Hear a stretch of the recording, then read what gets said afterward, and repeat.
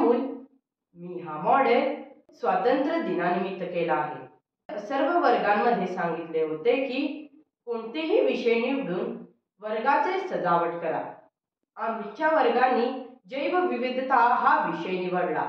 त्यानंतर मी हा मॉडेल बनवला। हा डायनासॉर पुठ्याचा आहे। मी इंटरनेटमध्ये शोध केले। त्यानंतर मी त्याची प्रिंट आउट केले। त्यानंतर त्याला मी एका कार्डबोर्डवर चिटकवले। मग त्याचे कटिंग केले। त्याच्यानंतर ते एकमेकांना पझल सारखे जोडून हा डायनासॉर तयार झाला।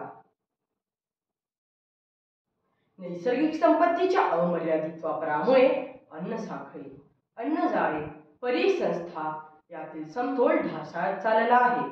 मानवाच्या अशा कृतींमुळे पृथ्वीवरील अनेक वनस्पती आणि प्राणी कायमचे नामशेष झाले आहेत।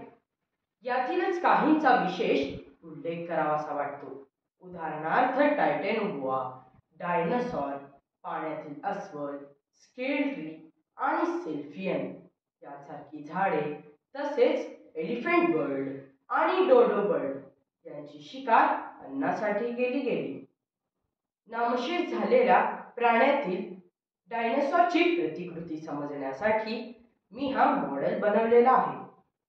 चला तर मग जैवविविधता जपूया, प्राण्यांचे आणि पक्ष्यांचे संवर्धन करूया।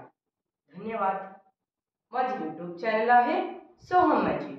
माझा फेसबुक पेज आहे सोहम मॅजिक आणि मी ट्विटर, इंस्टाग्राम, लिंक्डइन या सर्वांमध्ये आहे।